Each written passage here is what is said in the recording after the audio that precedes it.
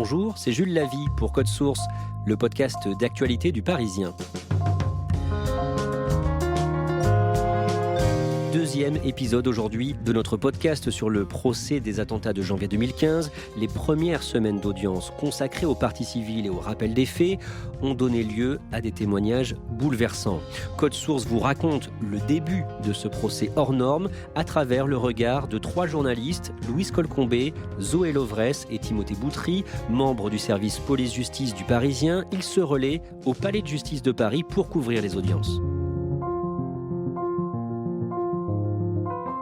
L'épisode précédent se terminait par des rires dans la salle d'audience, rires provoqués par un dessin de Charb.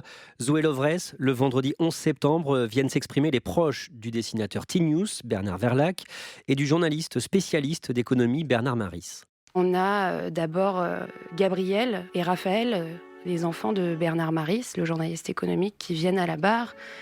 Ils décrivent, ils racontent ce père joyeux, aimant, le père qu'on aurait tous envie d'avoir, et on comprend leur douleur quand ils s'effondrent un peu à la barre, en fait. C'est ce que j'ai voulu raconter ce jour-là, c'est des piliers arrachés à leur famille. Chloé Verlac raconte ça, elle a 2 jeunes enfants en 2015, c'est la femme de Bernard Verlac, et elle raconte comment, par exemple, son petit garçon a eu peur après la mort de son père, de plus jamais pouvoir aller à l'école parce qu'en fait c'était son papa qui l'amenait à l'école le matin et pour lui c'était la fin de l'école puisque papa était plus là. Le lundi 14 septembre, les policiers dont la voiture s'est retrouvée nez à nez avec les frères Kouachi en bas de Charlie Hebdo le 7 janvier 2015 racontent ce qu'ils ont vécu. On a cette patrouille de la BAC du 11e. À bord, il y a Mathieu, le chef de bord, et il y a Alban qui est au volant. C'est un stagiaire, c'est un tout jeune policier. Et donc, ils reçoivent le premier appel et c'est les premiers policiers sur place. Et donc, ils racontent qu'ils se retrouvent dans la rue et ils se retrouvent face à une voiture. Ils se regardent et ils se disent « Mais c'est quoi cette voiture en face ?» Ils font des appels de phare. Et là, il y a les occupants de la voiture d'en face. Ils ouvrent les portières, ils posent le pied par terre et ils sont armés. Et là, les 2 flics, ils racontent. C'est eux. Je me rappelle comme si c'était hier. Et ils voient les Kouachi brandir leur kalachnikov et leur tirer dessus. Le bruit, le feu sort de l'arme. On se couche dans la voiture. Je suis au volant. Je suis couché. Je choisis de passer à marche arrière. Il faut qu'on sorte de cette rue. Ils sont tête contre tête au-dessus du frein à main. Il n'y a que le bloc moteur finalement qui les empêche d'être touchés par des balles. Le bruit est assourdissant dans la voiture. Le pare-brise est en train de péter de partout. Il faut bouger, et puis il faut aussi se défendre. On a des policiers dans une petite voiture avec des armes de poing et des armes lourdes en face. C'est presque David contre Goliath finalement. On est tous blessés. Soit par des éclats de verre, soit par des acouphènes dus au bruit dans la voiture. Donc le chef de bord, Mathieu, raconte que il arrive finalement à sortir son arme, mais il peut pas tirer par la fenêtre parce qu'il serait à découvert. Donc il tire à travers son pare-brise sur les Kouachi. Ça permet de baisser la cadence des tirs de Kalachnikov, pendant que Alban, lui, il parvient finalement à reprendre ses esprits et à embrayer, à passer la marche arrière, à enfoncer l'embrayage et à faire une marche arrière à l'aveugle pour se tirer de ce piège en fait. C'est miraculeux d'être sorti de cette voiture, ni plus ni moins. Il y avait une bonne étoile, je pense, au-dessus de nous 3. Le mercredi 16 septembre, Louise Colcombé viennent témoigner les 2 gendarmes qui sont arrivés en premier à l'imprimerie de Dammartin en Gouel, en Seine-et-Marne, imprimerie où s'étaient retranchés les frères Kouachi. C'était le 9 janvier 2015 et les 2 gendarmes s'en souviennent comme si c'était hier. Leur voiture a essuyé des tirs, des rafales de Kalachnikov de Chérif Kouachi. Ce qui est fou, c'est qu'on a un peu oublié cet épisode dans le flot de ces journées terribles. Ce sont des gendarmes ordinaires, comme va dire l'une des 2. C'est un équipage d'un homme, une femme. Mais ce jour-là, on les envoie en fait pour une mission de base, c'est-à-dire que leur boulot, c'est d'aller donner le café à leurs autres collègues qui sont tous sur des ronds-points, parce qu'on sait qu'à ce moment-là, les Kouachi sont dans la nature, mais dans cette zone. Ils ont braqué une voiture juste avant les Kouachi en forêt de Compiègne, donc on sait très vite qu'ils sont à bord d'une Peugeot 206. 206. Ces 2 gendarmes répondent à un appel radio où on leur dit « elle a été vue à tel endroit ». Donc ils s'y rendent et ils arrivent très vite.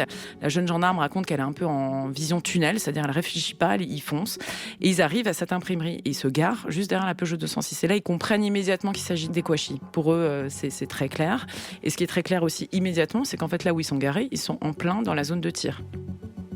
Le plus chevronné des 2 réagit tout de suite et lui dit « écoute, faut qu'on se mette à couvert ». Ils font très bien d'ailleurs parce que Chérif Kouachi, il a vu la voiture. Donc il arrive et il tire en rafale. On va voir ensuite des images de cette voiture qui est criblée de 14 impacts de balles. Clairement, s'ils étaient restés dedans, ils seraient morts. Ils se mettent à couvert et le gendarme parvient à toucher Chérif Kouachi. Il le blesse. Là, ce qui est très éclairant, c'est qu'il raconte qu'en fait, il peut tirer une 2e fois. Il sait que si il tue Chérif Kouachi, il se dit son frère va exécuter les otages dans l'imprimerie. Donc, il n'en fait rien. Chérif Kouachi rentre à nouveau dans l'imprimerie. Et pour eux, ils se disent on leur a fait peur et ils vont pas sortir ailleurs parce que c'est une zone industrielle où il y a énormément d'entreprises et ils vont pas faire un carnage à côté. Tous les 2 dénoncent un manque de soutien de leur hiérarchie après cette expérience particulièrement traumatisante.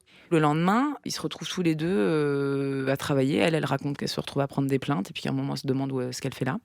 Et puis après, il y a eu tous ces mois derrière où en fait, on les a pas soutenus, on leur a pas demandé comment ils allaient vraiment. On leur a vaguement dit d'aller voir un psy.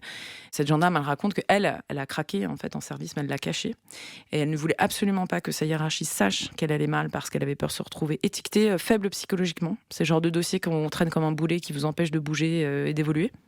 Son collègue, qui a évité quand même un carnage, faut le dire, il a été décoré, mais il a dû demander à ce que sa collègue soit aussi décorée par la gendarmerie. Ils ont dit qu'ils se sentaient abandonnés, qu'il y avait vraiment eu un manque de suivi et un manque de psychologie de la hiérarchie derrière ces événements. Ce jour-là, j'étais en train de discuter avec mon collaborateur. On attendait un fournisseur et on a sonné à la porte. Timothée Boutry, le patron de l'imprimerie Michel Catalano, va raconter le huis clos dans l'entreprise avec les frères Kouachi pendant plusieurs heures. Il a fait croire aux terroristes qu'il était seul, alors qu'un salarié, un jeune graphiste de 26 ans à ce moment-là, était caché dans un placard sous un évier. C'est ce qui va être presque le plus marquant dans le témoignage de Michel Catalano, qui va faire preuve d'un sang-froid incroyable. Et j'ai vu effectivement un lance-roquette et puis une Kalachnikov. Il va être avec les Kouachi, il va leur parler, il va leur faire un café. Et alors qu'il sait qu'il y a son graphiste qui s'appelle Lilian, qu'il a prévenu, parce que dès qu'il a vu que c'était les frères Kouachi, il a compris, il lui a dit « tu vas te cacher ». Et en fait, lui explique que son unique but à ce moment-là, c'est de préserver Lilian et qu'il n'aura que ça en tête. Tout faire en sorte pour qu'il ne sache pas qu'il est là et qu'il ne le découvre pas. Et Lilian témoigne à son tour. Qu'est-ce qu'il dit ? Lilian s'est réfugié sous l'évier, dans la cuisine de l'imprimerie. On a vu les photos. On se demande comment un homme peut rentrer là. Il est resté 8 heures à l'intérieur, recroquevillé, sans bouger, avec cette angoisse absolue que la porte puisse s'ouvrir, qu'il puisse être découvert et qu'il puisse être exécuté, évidemment. Il raconte qu'il n'y avait plus de sang dans ses jambes, plus de sang dans ses bras, qu'il pouvait, au moment où l'assaut est donné, il dit « Non, mais moi, je ne peux pas sortir, je ne pourrais pas sauter par la fenêtre. » Est-ce que vous pouvez sortir par la fenêtre ? Non, je ne peux pas, je ne pourrais pas marcher. On est avec lui. On sent qu'il est ému, il parle plutôt d'une petite voix. Et donc il va raconter cette scène incroyable, celle qui l'a le plus marqué, c'est que l'un des frères Kouachi, sans doute Saïd, rentre dans la cuisine pour se servir un verre d'eau. Et d'abord, il ouvre de plusieurs placards, mais pas le sien.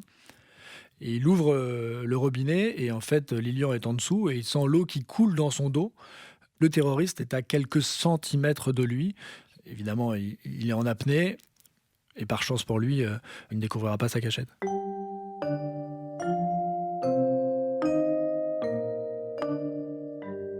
Le 18 septembre, la Cour d'assises spéciale se penche sur ce qu'il s'est passé à Montrouge le 8 janvier 2015, la mort de la policière municipale Clarissa Jean-Philippe, tuée par Amélie Koulibaly. Louise Colcombé, un employé du service propreté de la ville, chef de service, raconte comment il s'est battu avec le terroriste. C'est Laurent, un quarantenaire, qui travaille à ce moment-là à la voirie, parce qu'en fait, ce matin-là, il a appelé pour un accident de voiture, un banal accrochage sur lequel a été appelée Clarissa et l'un de ses collègues. Ils arrivent, ils discutent. Ils ne connaissaient pas Clarissa Jean-Philippe, d'ailleurs. Elle lui dit ce jour-là qu'elle est très émue parce qu'elle est promue, elle vient de réussir son concours. Et en fait, il voit arriver Amélie Coulibaly.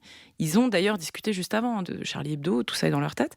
Et il voit ce type baraqué, grand, avec son blouson, là, qui met à l'épaule sa Kalachnikov et qui tire.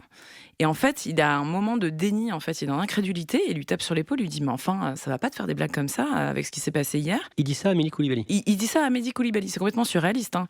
Et en fait, il tourne la tête un quart de seconde, il comprend, il voit son collègue blessé à la carotide, il voit Clarissa Jean-Philippe qui gît au sol, et là, il comprend. Il se dit « Ok, le prochain, c'est moi. Si je fais demi-tour, il va m'abattre. » Donc ouais, j'ai pas le choix, il faut que je la grippe. Il a rien. Et là, il raconte qu'il se jette dans un corps à corps avec Coulibaly, qui est un type athlétique, impressionnant. Lui, il n'est pas très épais. Donc il s'agrippe, il raconte qu'il tape contre un grillage, un capot de voiture, il roule par terre à un moment, et donc il tombe à genoux à un moment. Et en fait, il s'agrippe des deux mains à la Kalachnikov de Coulibaly pour ne pas qu'il tire. Coulibaly finit par s'énerver, parce qu'il voit qu'il n'arrive pas à s'en défaire. Il a cette phrase terrible, il lui dit « Ah, tu veux jouer ? Bah tu vas crever ». Et donc là, il prend une arme de poing dans son autre poche et il lui assène un coup de crosse sur la tête, pensant le mettre KO. Mais Laurent, il raconte que il tombe pas dans les pommes. Et Coulibaly veut lui tirer en fait dans la tête. Il a cette obsession, pourtant il est à bout portant. Il se dit voilà, je suis vaincu, il va m'achever quoi. Coulibaly, il tire pas, il range ses affaires, il s'en va.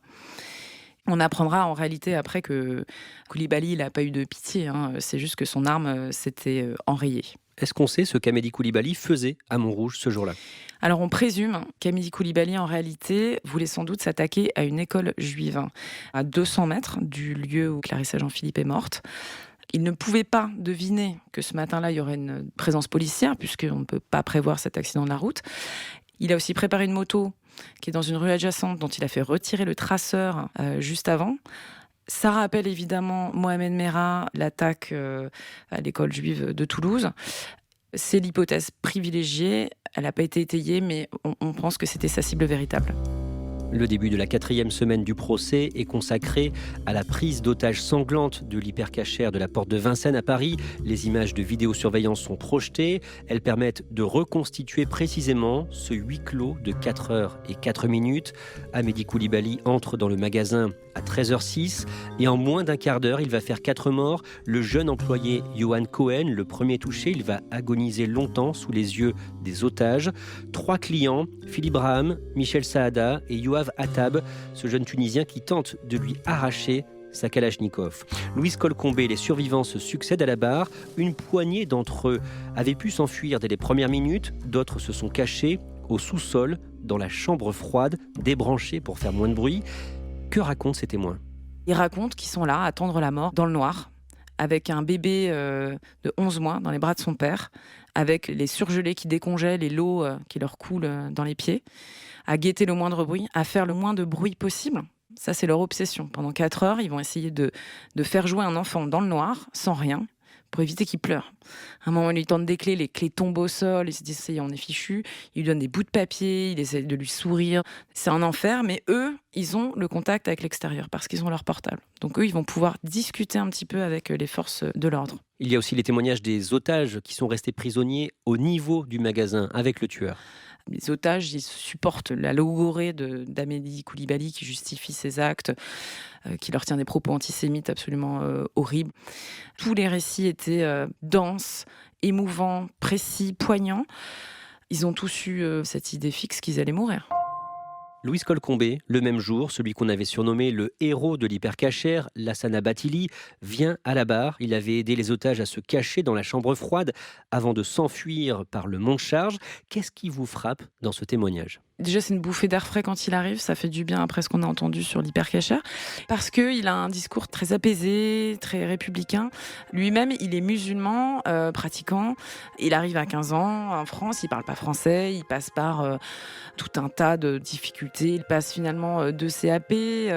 Un jour, un ami lui propose, lui dit ça embauche.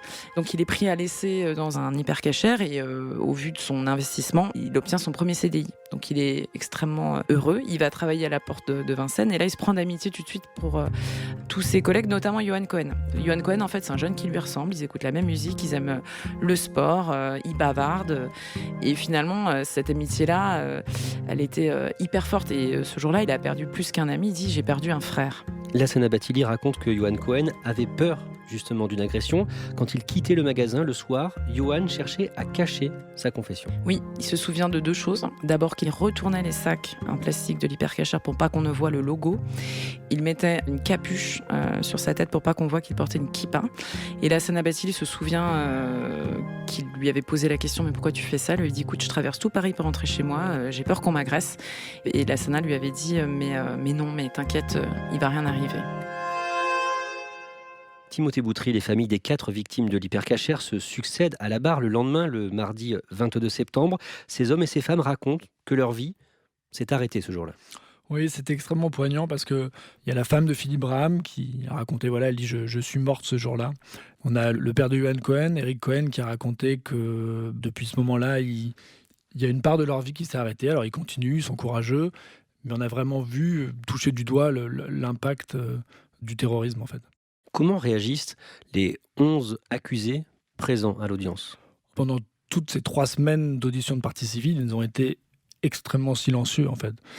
On n'est pas du tout dans un box rebelle.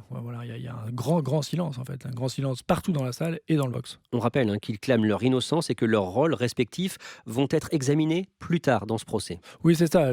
Ça a commencé à être abordé dans la 4e semaine du procès. Tous disent qu'ils n'avaient absolument pas connaissance des projets d'Amélie Coulibaly et des frères Kouachi, et qui sont totalement en dehors de ces actes terroristes. Le 25 septembre, un ancien chef de service de la DGSI, les renseignements intérieurs, témoigne, mais de façon anonyme. Comment ça se passe concrètement ? Il est à distance, c'est de la visioconférence, donc tout ce qu'on voit, c'est une plaque blanche et derrière une ombre, quelqu'un qui parle en bougeant un peu. Et ce membre de la DGSI, à l'époque, doit expliquer pourquoi les services ont arrêté de surveiller les frères Kouachi 6 mois avant qu'ils ne passent à l'acte. Il explique qu'à ce moment-là, ils ne représentent pas une menace imminente. Et du coup, ils suspendent la surveillance parce qu'ils seraient rentrés dans l'illégalité s'ils avaient poursuivi les écoutes, par exemple, de ces hommes-là. À la fin de ce compte-rendu, Zoé Lovresse, il souhaite ajouter quelque chose qui lui tient à cœur. Il dit « Je tiens à dire quelque chose. Nous, à la DGSI, c'est des collègues, c'est des hommes, c'est des femmes. C'est pas qu'une institution. On n'est pas rentré là-dedans parce qu'on a vu de la lumière. Et en fait, on le sent, sa voix, tout d'un coup, s'éraille. On sent qu'il devient un peu fébrile, on sent bien qu'il commence à pleurer, en fait, ce monsieur, derrière cette plaque blanche. Il dit qu'à chaque attentat, ces services et ces hommes et ces femmes sont touchés, que pour eux, c'est un constat d'échec de ne pas avoir réussi à entraver, à empêcher les attentats. Et là, en l'occurrence, de ne pas avoir réussi à empêcher les Kouachi de commettre cet attentat. Il vient de nous faire un témoignage extrêmement administratif et tout d'un coup, on sent l'émotion qu'il submerge. Et c'est encore une fois de l'émotion dans cette cour d'assises comme on en a depuis plusieurs semaines. Il est 12h10 ce jour-là, donc le 25 septembre. Les téléphones des journalistes vibrent dans la salle d'audience et les salles de retransmission. Avec Louise, on est dans une salle de retransmission du procès et on reçoit sur WhatsApp, toutes les deux, sur le groupe de notre service, une info. Il y a une attaque rue Nicolas Appert, près des anciens locaux de Charlie Hebdo. Oui, d'après les toutes premières informations consolidées que nous avons pu recueillir, une attaque donc à l'arme blanche a eu lieu un peu avant midi. Et là, tout le monde lâche le témoignage du monsieur de la DGSI et on sort et en fait, il y a une suspension d'audience. Évidemment, ce n'est pas une attaque anodine, on est là pile dans le secteur du premier attentat de janvier 2015. C'est un peu la stupeur parce que là, l'audience est quand même très lourde. Ça fait 3 semaines qu'on entend des témoignages terribles. Et là, on se dit, ça recommence, quoi. Merci Louise Colcombé, Zoé Lovresse, Timothée Boutry. Vos comptes rendus d'audience sont à retrouver chaque jour dans Le Parisien et vous viendrez au micro de Code Source nous raconter la suite de ce procès. Code Source est le podcast d'actualité du Parisien, disponible chaque soir du lundi au vendredi. Cet épisode a été produit par Raphaël Pueyo, Thibault Lambert et Marion Botorel. Réalisation Alexandre Ferreira. Si vous aimez Code Source, n'hésitez pas à laisser des petites étoiles sur votre application de podcast et n'oubliez pas de vous abonner. Vous pouvez aussi nous écrire directement codesource@leparisien.fr.